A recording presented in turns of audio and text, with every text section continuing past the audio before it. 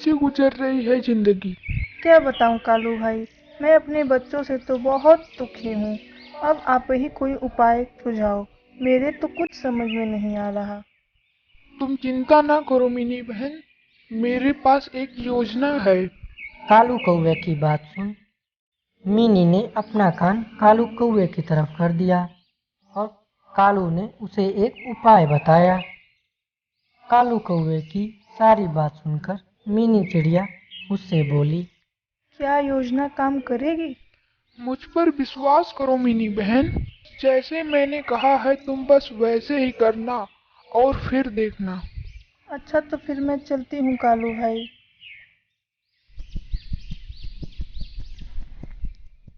इतना कहकर मीनी चिड़िया अपने घर लौट आई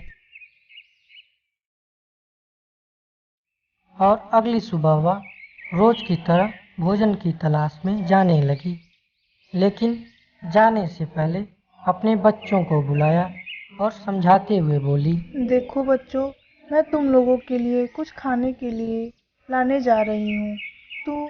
तुम लोग शैतानी मत करना और न ही किसी से झगड़ा करना। इतना बोलकर मीनी चिड़िया वहां से चली गई, लेकिन चीकू और चिंकी उसकी बातों को कहाँ सुनने वाले थे। वे फिर से अपनी शैतानियों में लग गए और इधर योजना के अनुसार मिनी चिड़िया कालू कौवे के घर चली गई। सुबह से शाम हो गई। माँ इतने वक्त तक तो आ जाती थी, लेकिन आज पता नहीं कहाँ रह गई। मुझे तो बहुत जोरों की भूख लगी है। चिंकी और चीकू को बहुत जोरों की भूख लगी हुई थी। काफी देर इंतजार करने के बाद भी जब मिनी चिड़िया घर नहीं लौटी तो भूख से परेशान चिंकी और चीकू ने अपने पड़ोसियों से कुछ खाने के लिए मदद मांगने की सोची और तुरंत एक पड़ोसी चिड़िया के घर गए।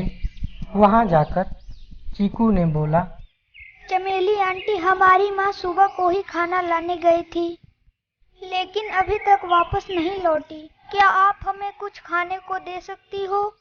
आज भूख से जान जा रही है तो आंटी, वरना ऐसे तो सारा दिन हमारे बच्चों को तंग किया करते थे।